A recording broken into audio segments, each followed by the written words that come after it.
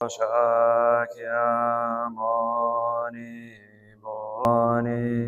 Buddha.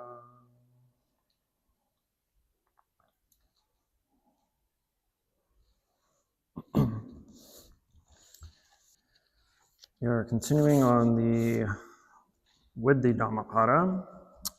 I am, however, skipping a couple of verses.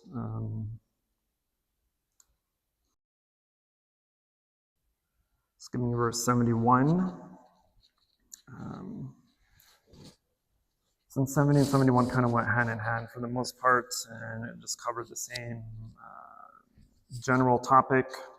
Verse 72 of chapter 5. Chapter 5 is the chapter on the Fool, the Bhadavaga. So as usual, I will read the very short verse, give the story behind it. Verse 72 goes, "The skill of a fool can only harm him. It destroys his merit and his wisdom." It's a very short verse. Again, the skill of a fool can only harm him. It destroys his merit and his wisdom. And then potentially my commentary. The story is about a cripple, the slingshot. What is it called? Is it called the slingshot? That's what it's called, right? He was very good at the sling and leaves in trees or plants or whatever, and make little cows and elephants or whatever, something just to kind of entertain the kids of the village. So he was very well known at his kind of ran away because he was scared of the king apparently. But the king was sitting down underneath this tree, but it wasn't totally shaded because it was total shade. And he would look up and look at all these leaves with different animals and symbols. It was like, oh wow, this is really acknowledging his skill, basically. And asked if he was a good single shot. No, what are we looking for? Sniper is very dramatic. Shooting targets, basically. That's what I'm looking for. I can shoot. Oh no, he was asking if he can shoot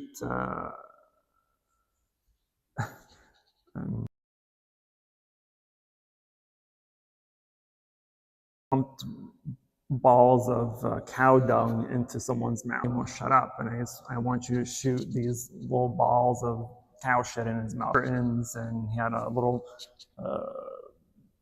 pail of cow shoot a little ball of cow dung into his mouth.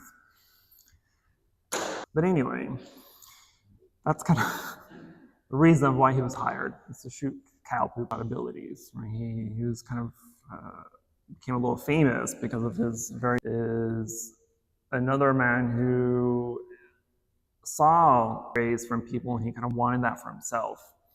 So he went up to the man and asked him if he could teach him, and kind of pushed him away, but this man was insistent, and so he followed him around. He became his attendant, and I don't know why he's crippled, but the commentary doesn't say why he's crippled, but besides the point.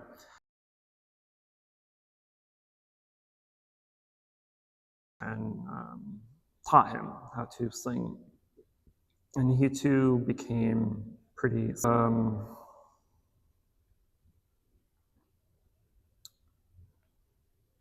Someone had asked someone wanted to test him, basically, and asked him to shoot some targets. And the man agreed, but his teacher did not shoot a cow, right? Because the cow is right, you have to pay compensation for that cow, for damaging or hurting the cow. And the second rule was to not hit a person. Because the person, you have to pay the relatives if you were to harm or kill the man. So those are the two rules. So not hit a cow, and then not to hit a person that is tethered by family. Have no mother, no father, go for it, right? That was kind of the exception. And so the guy was like, all right, I can potentially swing that. And so one day when he was out looking for a target, he saw a Paiteka Buddha, this holy man, has no is emancipated from the world, from family and friends. So he has no mother, he has no father, he has no caretaker to miss him if he were to be gone. And so he shot like a Buddha, right, as an enlightened being. The villagers noticed after a couple days that he hadn't come by for any alms round. And so they went out and searched for him and saw that he had been killed. And so the villagers were outraged and demanded to get answers and figure out who killed this Pratyeka Buddha. And this man, being arrogant and flashy, thinking that, oh, look, I have skills, came out and be like, yeah, I did it. Look at my skill. Hoping for, right? Thinking like, oh, people would praise me because I shot this Pratyeka Buddha in one shot, right? He thought people would praise him and would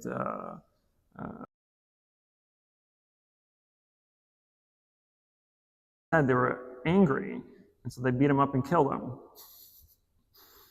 And so, because he had killed a Buddha, Pratyeka Buddha, he was reborn in hell.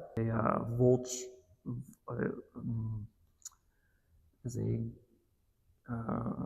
does the commentary say?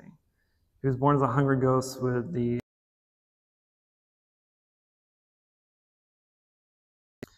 he was reborn to haunt Vulture's Peak. So that's the story. The sidebar story of that is a monk who is not enlightened, but they were out alms round, and when Mahamudgana had saw this ghost, he smiled, and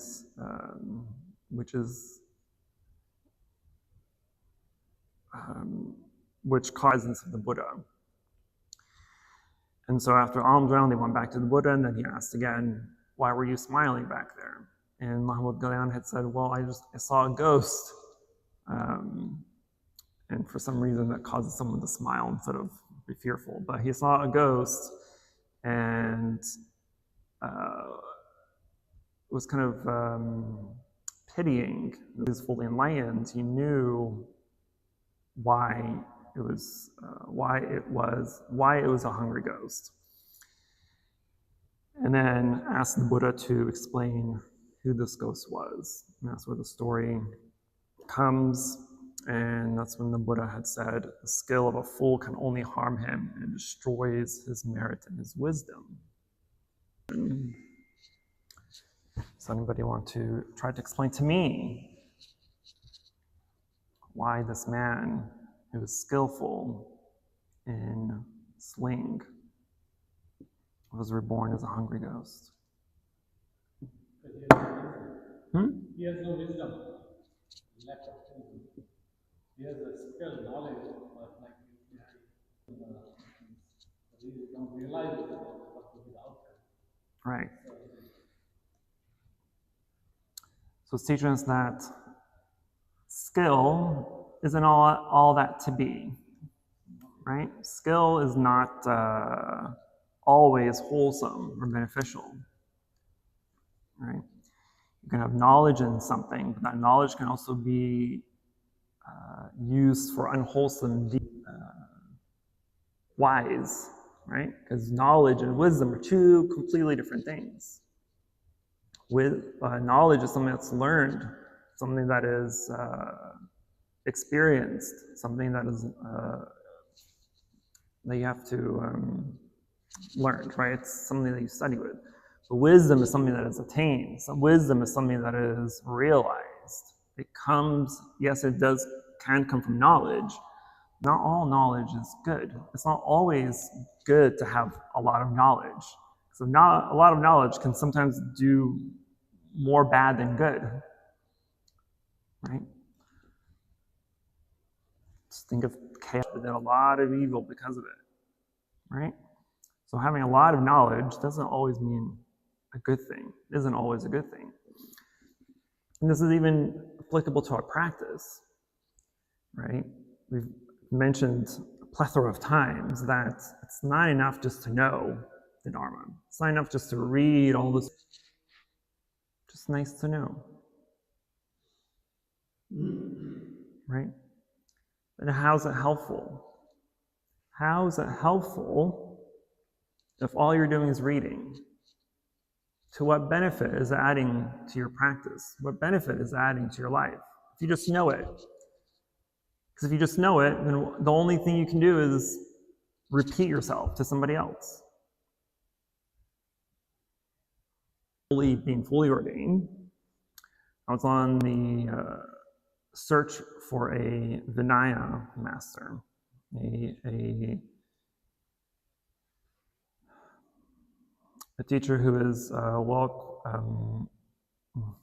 conduct for monastics, right, for monks and nuns. Because typically after ordination, your first 5 years of intensive study is studying the Tripitaka, the 3 baskets. And the first basket is the Vinaya Pitaka, the basket of trying to learn the history and the commentary and the reasonings behind all the monastic vows, right? Monks have 250 vows. So anyway,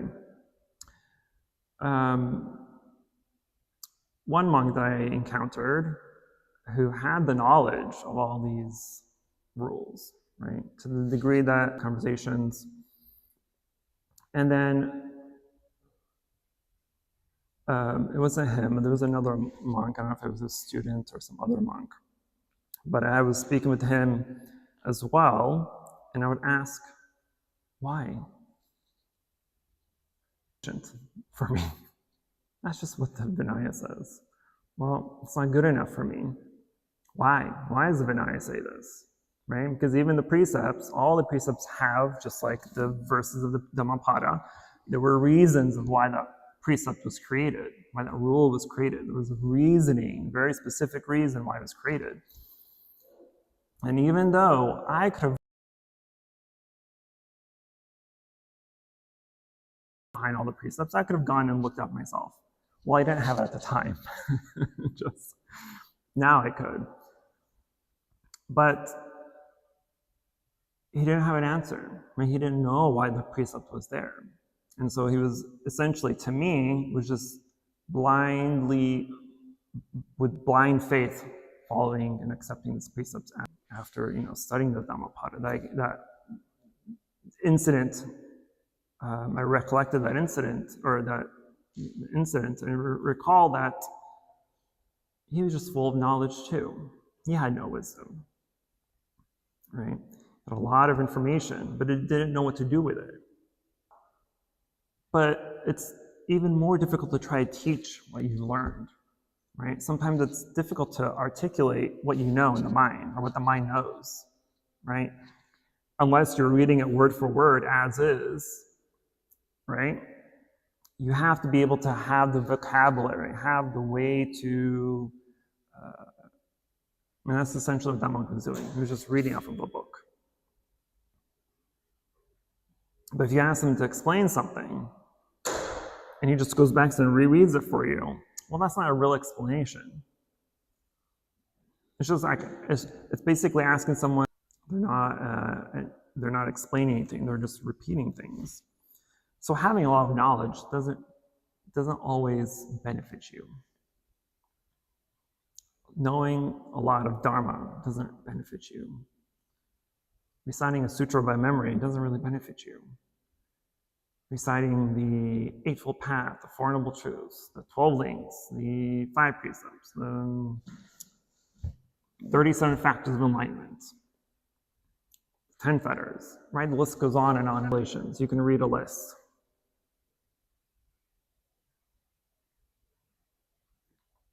But how are you better than someone else that can read the exact same list? Right? But if you're just relying entirely on knowledge, then it does no benefit to you. It's like holding a backpack full of books 24/7. Wherever you go to the restroom, you have a backpack on. You're cooking, you have a backpack on. You're sleeping, you have the backpack on. That's what you look like.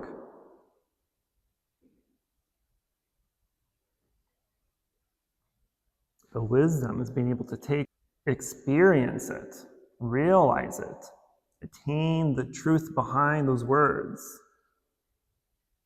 Now you're free of holding a heavy backpack everywhere you go. Right?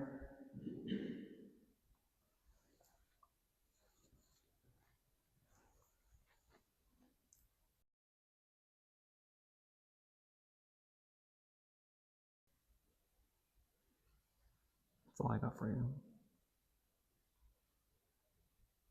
I think it's like the shortest Dhammapada I've ever given in my entire life. Right? How many minutes is it? To be a man of few words. That's a joke.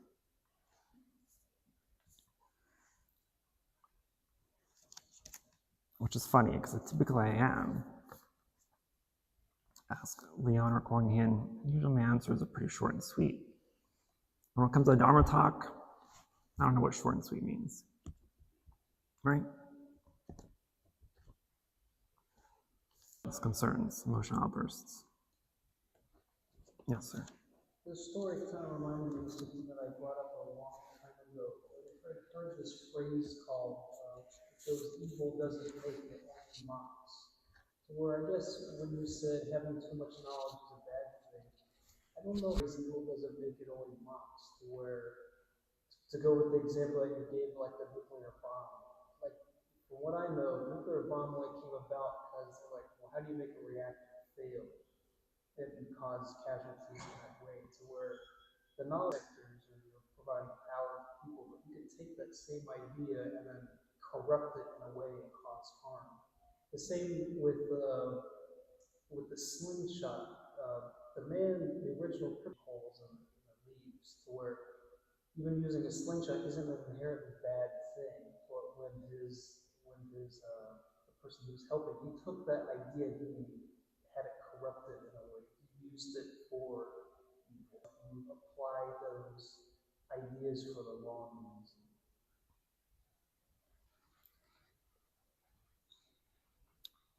Speaker did not say having too much knowledge is a bad thing. He said it can be a bad thing. But with the same concept of the story, having the knowledge of or the skill to use a sling isn't inherently bad. Same way, which is why knowledge can be a bad thing, or too much knowledge, sorry, can be a bad thing.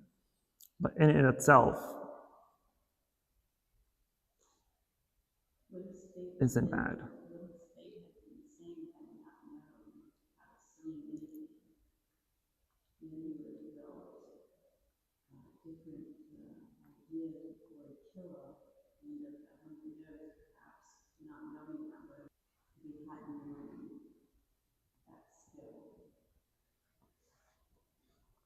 Right? As if you hadn't seen the cripple with such skill. But a part of the story also is the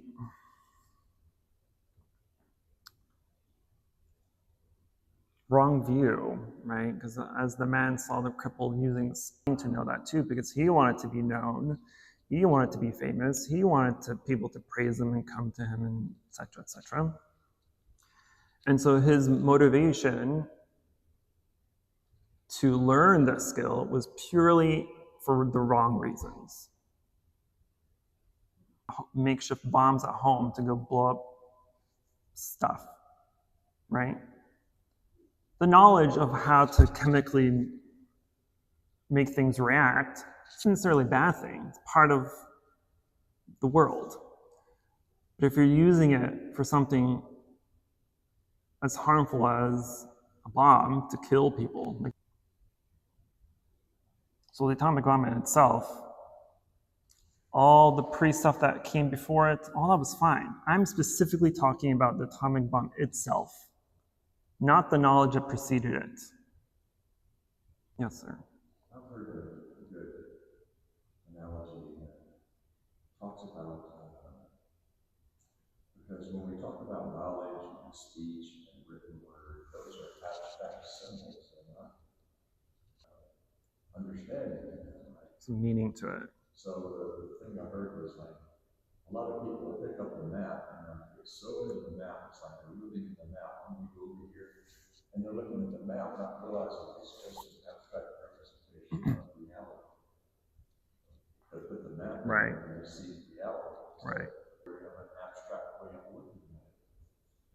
can see a path through there. Mm-hmm. So it's a tool. The map is a tool, but it's not the end in itself. You have to add to that because the way like Superman, he explains the constraints of those things and don't kill anybody, don't kill any person. Or so he didn't mean like to kill like anybody who doesn't have family. Family means followers, blazers, everybody. I mean, gorilla or something like an army person, you can go kill it. So that was abstract constraint, but because that guy has knowledge has no boundaries, it can go on. And like to your point, knowledge is always to have knowledge in order to gain final wisdom. So means he has given knowledge, but he probably had no time to explain. I mean, no teacher has time to explain every single boundary, every single constraint. And he kind of gave him guidance: don't kill a cow, don't kill any person, any family man, or like means anybody who has some sort of belief. But he took it on a literal, like, okay, don't kill this guy, let's sing that, and that's why he saw it. So that's the point, like you're trying to make like knowledge means you have to realize, you have to kind of think out of box, or like what are the boundaries, what does he mean? When somebody teaching, what does it actually mean? Like don't kill a single person, it doesn't mean like literal meaning, kill a single, don't kill anybody. I don't have to think about it, I don't have any ethics or morals. Yeah. Just do it on its own.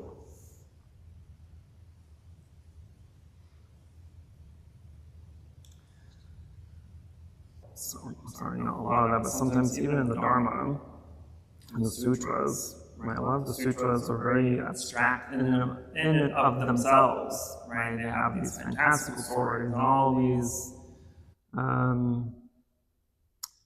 similes and parables and explanations and imagery, no sense. Which is why I think I've said it before, that if someone is new to Buddhism and asks for something to read, I will never prescribe you a sutra.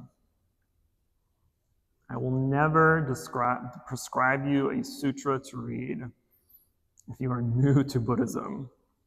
It will do the exact opposite of what you want. Right? Convert to Buddhism. I'm like, well, what do you know about Buddhism? And the literal answer was, well, no, I don't really remember, but the person who asked was part of the tour group that was here from school recently. I don't know if it was this year or last year, but they were part of that tour group that came and visited us. And it was out of that I guess they felt something, and I don't know how much information they actually know, or history, or research they've conducted. But when someone outright tells me they want to convert to Buddhism, my immediate answer is no.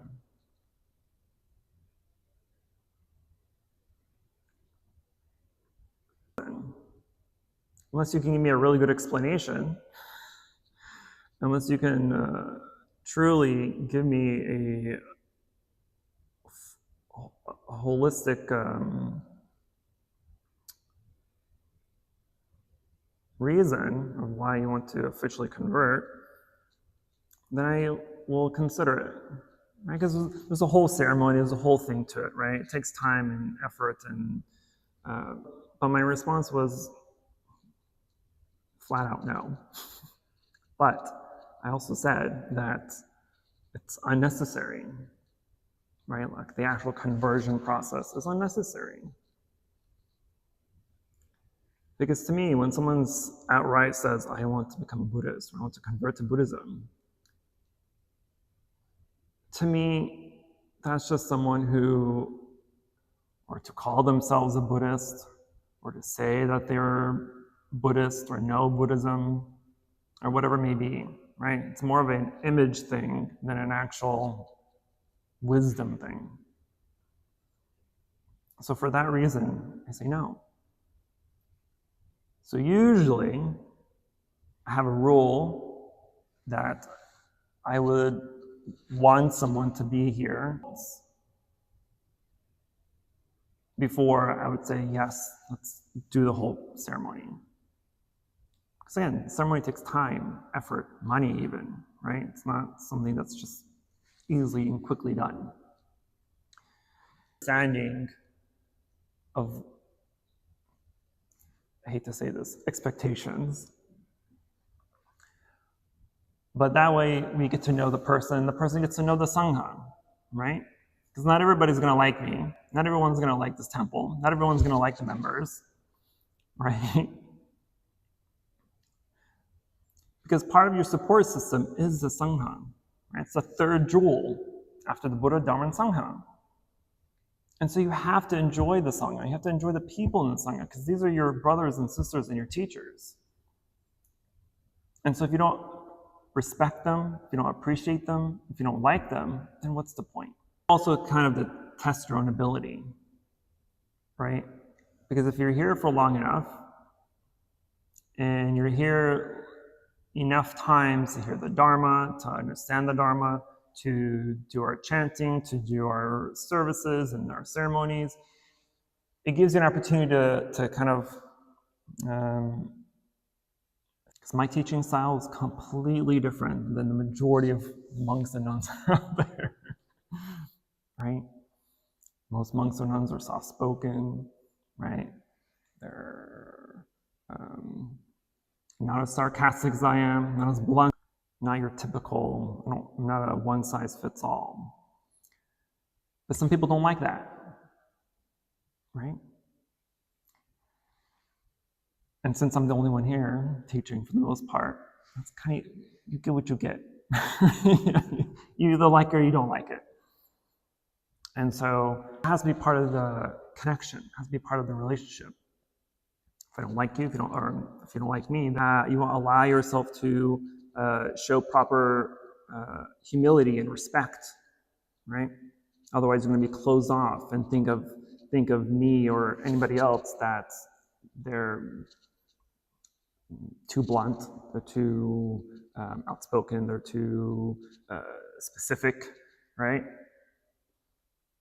This is how I teach. I teach with specifics. I teach with deep analysis and details. I'm going to give you all the information, more information than you need sometimes. Why was on this tangent? Someone has to convert. Oh yeah, that's the convert. So in this is one of the situations where more knowledge, right? Knowledge of the Sangha, knowledge of the services, knowledge. Okay. What are you going to do with it? Exactly. Are you just going to sit there and call yourself a Buddhist? Or are you going to do something with it? All right? As a Mahayanist, in our tradition of Mahayana, we live by the ideal of a bodhisattva, right? A potentially enlightened being in servitude.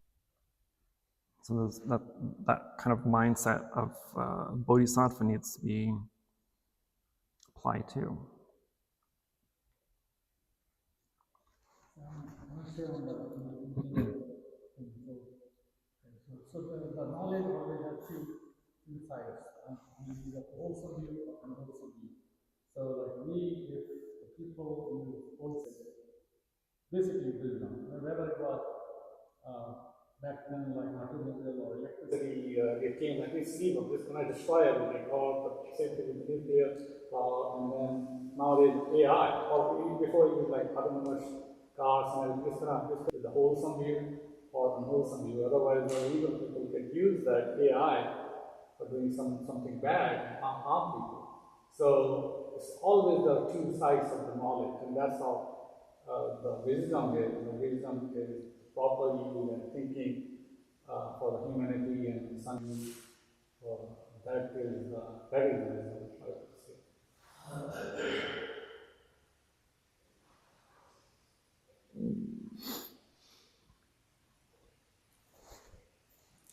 Any other questions, concerns?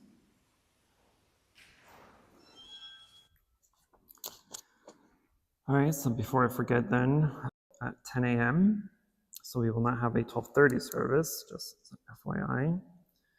So it's next Sunday at 10, but next Saturday we'll have another day of mindful working. our volunteer day, to prep outside and just to join us starting at 9 a.m. to help us clean up and beautify the day. We are participating in an interfaith event called the Festival of Faiths. That's Incarnate Word, 12, so it'll be from 12 to 6. But since we are participating in that, we will not have service that Sunday, English service at least, and that's on the 14th. What location? Incarnate Word University. Lambana, and the following Sunday, we will not have service. All right, please join me in invoking the Buddha's name 3 times to transfer the merit before we go to chanting. Namo Shakyamuni Buddha. Namo Shakyamuni. We wish to transfer the merit to all sentient beings and wish them full enlightenment. Namo Shakyamuni Buddha.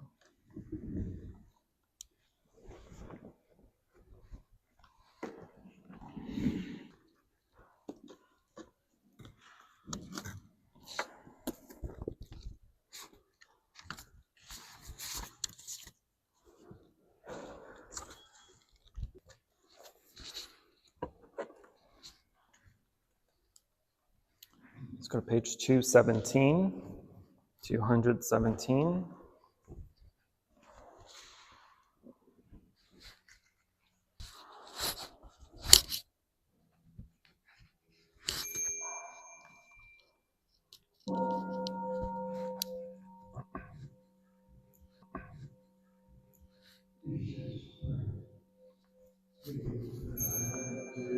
Could we offer this incense to all space and time? May it be fragrant as earthers, reflecting our careful efforts, our wholehearted mindfulness, and the fruit of understanding.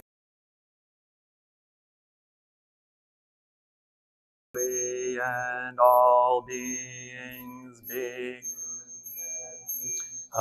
Buddhas and Bodhisattvas, and realize our true home.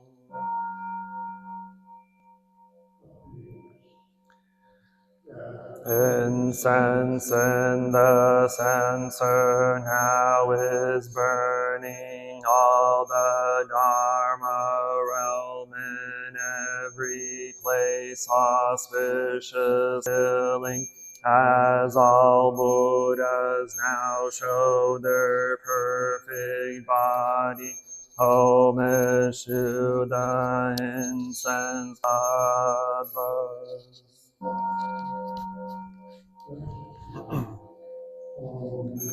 To the eternally abiding Buddhas, the supreme Dharma insatiably sung throughout the periods of time.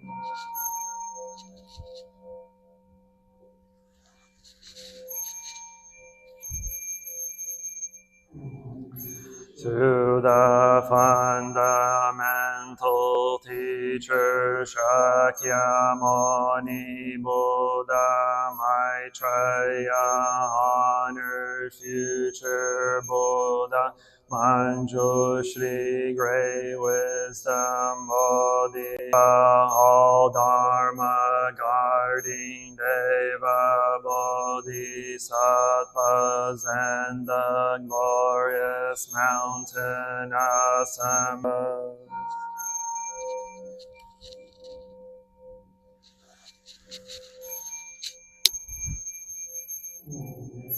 To Amitabha Buddha in the Avalokiteshvara, great compassion, Bodhisattva, great strength, Bodhisattva, her store, great vow, Bodhisattva, and the assembly of great pure sea-like Bodhisattvas.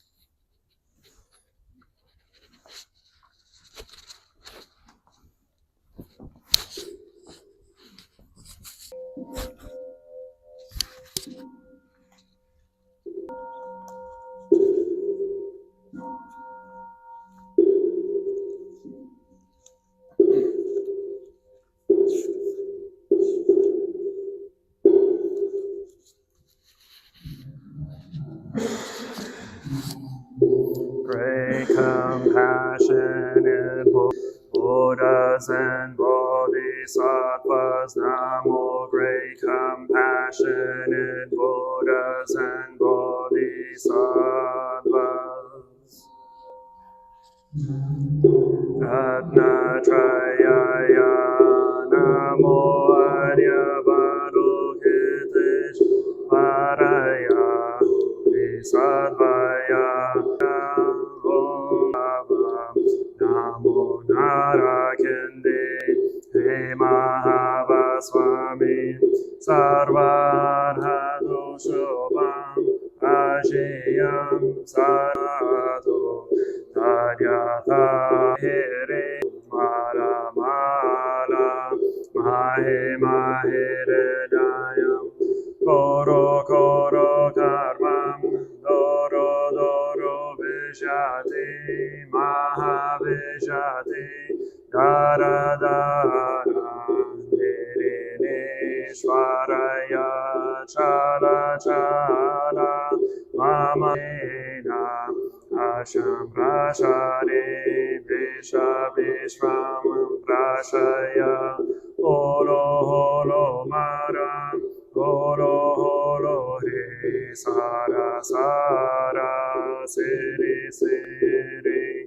Soro Sora Bodhaya Maitreya Narakinde Teshanina Vayamana Swaha Siddhaya Swaha Mahasiddhaya Swaha Siddhayoge Shvaraya Rasamamokaya Swaha Sarva Mahasiddhaya Swaha Chakra Siddhaya Swaha Mavari Sankaraya Swaha Namo Ratnatrayaya Namo Arya Avalokiteshvaraya Swaha Om Siryanto Mantrapadaya Swaha. Morning light and concentration, my heart is at peace, a half smile is born.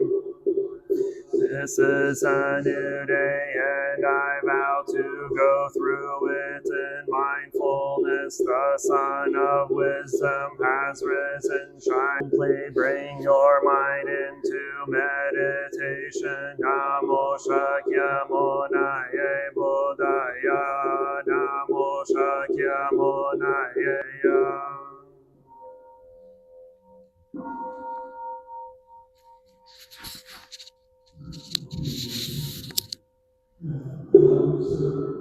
Profound and wonder, hundreds of millions of eons I now see and receive and uphold it, and I vow to fathom the Tathagata through me. Namo Shakyamuni Buddha, Namo Shakyamuni. Olambana assembly of Buddhas and Bodhisattvas. Namo Olambana assembly of Buddhas and Bodhisattvas. Speaks the Olambana Sutra. Thus I have heard at one time the garden of the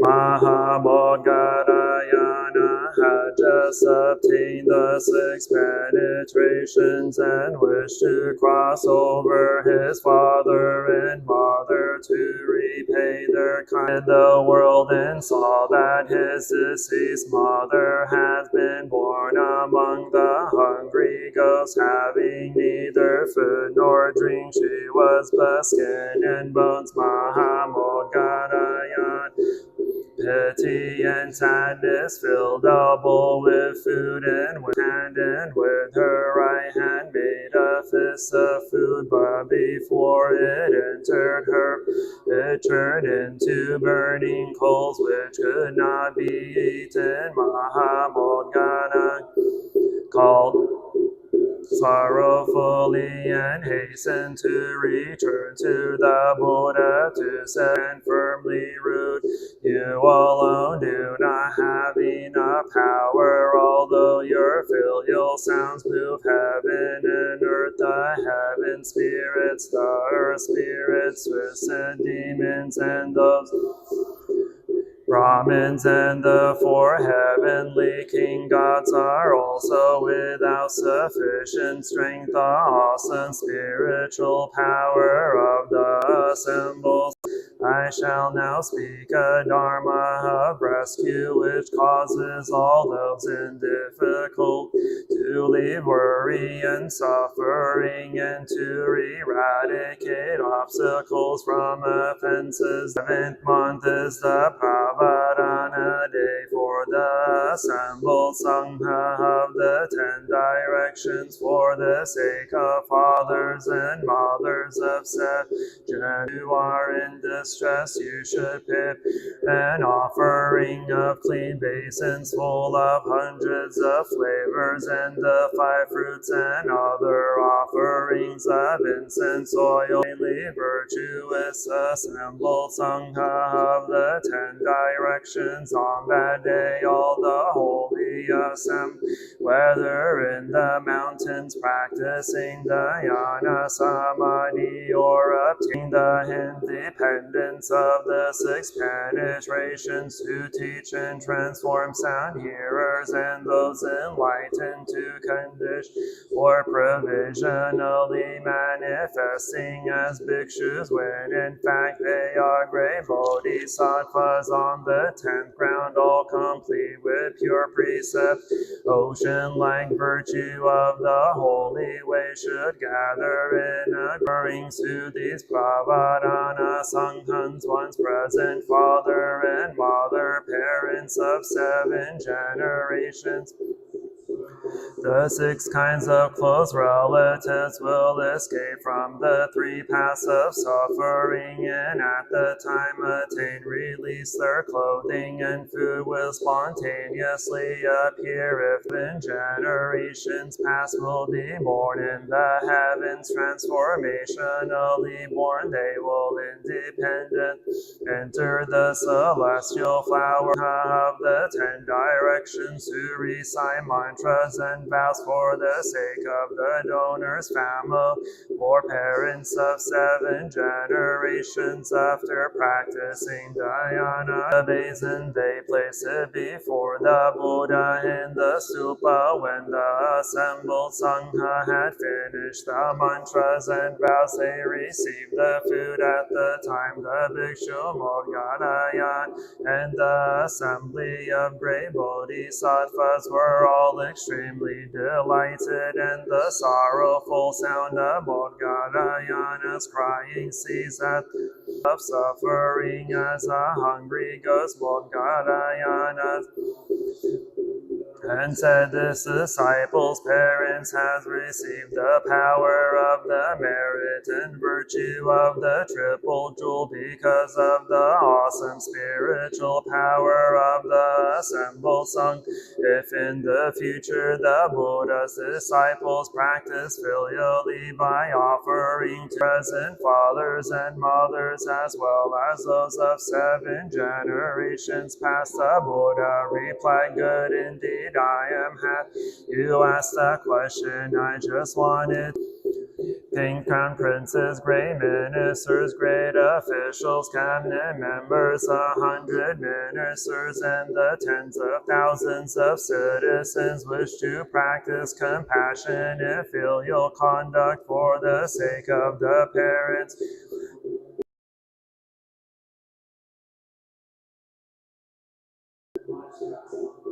15th day of the 7th month, the day of the Buddha's delight, the day of the Sangha's pravardhana. They all should place hundreds of the 10 directions. They should vow to cause the length of their present fathers and mothers' lives 100 years without illnesses, without sufferings, afflictions, or worries, and also sufferings of the hungry ghosts, to be born among humans and gods, and to have blessings and bliss without limit.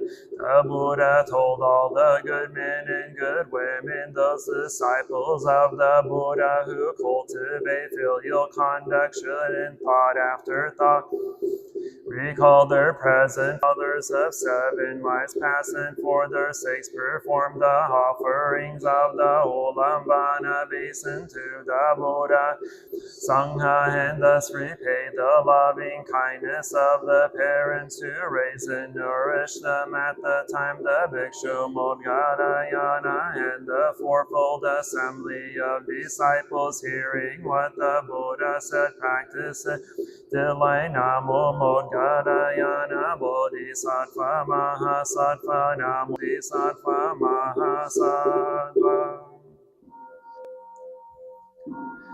Heart of the Prajnaparamita, the Bodhisattva Avalokita, while moving in the discourse of Prajnaparamita, shed light on the 5 skandhas and found them equally. Form is emptiness, emptiness is form, form is not other than emptiness.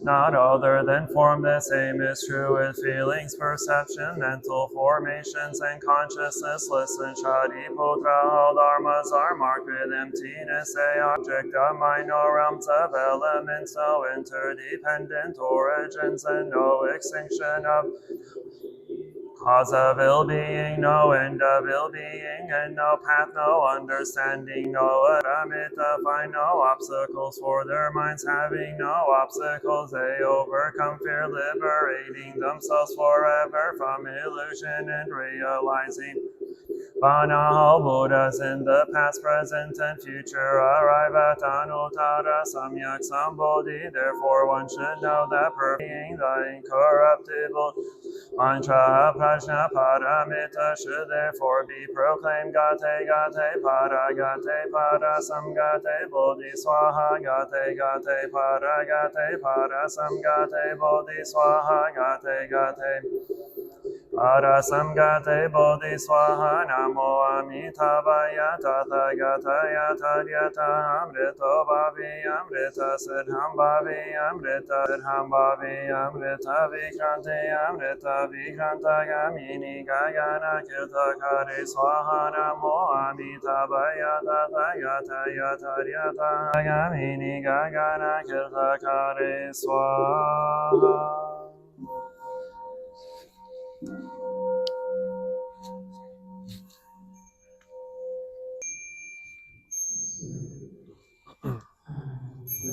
Refuge in the Dharma, the way of understanding and of love. I take refuge in the Sangha, the community that lives in harmony and In the refuge of Buddha, I clearly see the path of life. In the refuge of Dharma, I learn to open many doors on the path of transformation, dwelling refuge of Sangha, shining light free of obstruction.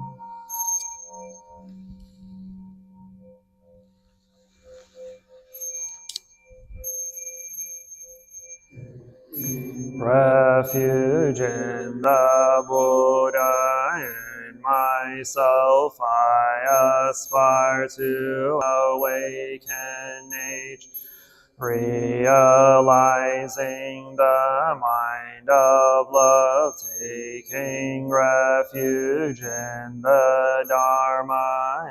In myself I aspire to raise a practice and walk together on the path of liberation, taking I aspire to help all people build fourfold communities to embrace all beings and support their